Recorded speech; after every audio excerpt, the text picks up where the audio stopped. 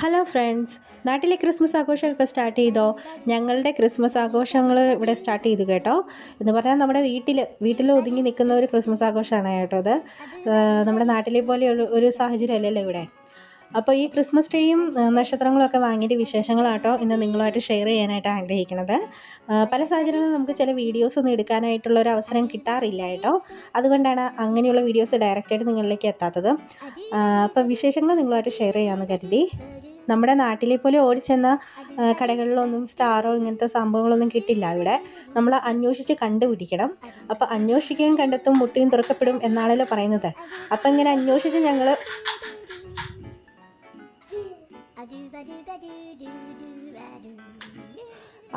ഞങ്ങൾ ചുറ്റി നടന്ന് കണ്ടുപിടിച്ചു കേട്ടോ.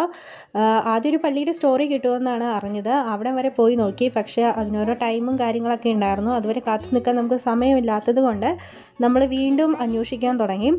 അങ്ങനെ നോക്കിയപ്പോഴാണ് റോഡ് സൈഡിൽ കുറേ നക്ഷത്രങ്ങൾ ഇങ്ങനെ തൂക്കിയിട്ടിരിക്കുന്നതായിട്ട് കാണുന്നത്, നമ്മുടെ നാട്ടിലെ കടകളെ ഓർമ്മിപ്പിച്ചുകൊണ്ട്.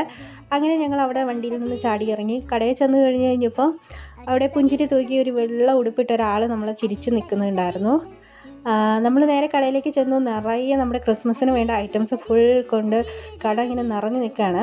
ക്രിസ്മസ് ട്രീയും നക്ഷത്രങ്ങളും എല്ലാ ഐറ്റംസും ഉണ്ട് കേട്ടോ അവിടെ. ക്രിബ് സെറ്റ് വരെ അവർ ഞങ്ങൾക്ക് കൊണ്ടുവന്ന് തന്നു. പക്ഷേ അതിൽ മാലാഹ അങ്ങനെയുള്ള എല്ലാ ആൾക്കാരും ഇല്ലാത്തത് കൊണ്ട് ഞങ്ങളത് വേണ്ടാന്ന് വെച്ചു. മെയിനായിട്ട് ക്രിബ് സെറ്റ് വാങ്ങാനാണ് പോയത്, ഉണ്ണി സെറ്റ് വാങ്ങാനാണ് പോയത്. പക്ഷേ അത് എല്ലാ ഐറ്റംസും കിട്ടാത്തത് കൊണ്ട് അത് വേണ്ടാന്ന് വെച്ചു. ബാക്കിയെല്ലാം വാങ്ങിച്ചുകൊണ്ട് ഞങ്ങൾ പോന്നു. പക്ഷേ ആ കടയിൽ ചെന്ന സമയത്ത്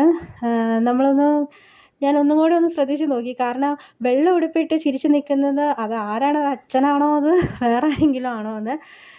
പക്ഷെ അതൊരു മുസ്ലിം യുവാവായിരുന്നു കേട്ടോ. ഒരു മുസ്ലിംസിൻ്റെ കടയിലാണ് കേട്ടോ ഈ നമ്മുടെ ക്രിസ്മസ് ഐറ്റംസ് ഫുൾ ഇങ്ങനെ റെഡിയാക്കി വെച്ചിരിക്കുന്നത്.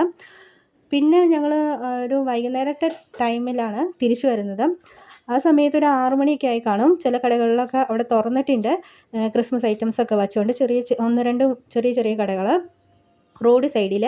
15-ാം തീയതി കഴിയുമ്പോൾ കൂടുതൽ ഐറ്റംസും കടകളൊക്കെ വരുമെന്നാണ് പറഞ്ഞു കേട്ടത്. എങ്ങനെയാണെന്ന് അറിയില്ല, ചെന്ന് നോക്കി അറിയാം. അപ്പോൾ നല്ലൊരു ദിനം നിങ്ങൾക്ക് ആശംസിക്കുന്നു. അടുത്ത വീഡിയോയിൽ നമുക്ക് കൂടുതൽ വിശേഷങ്ങളുമായിട്ട് കാണാം. അതുവരെ ബൈ.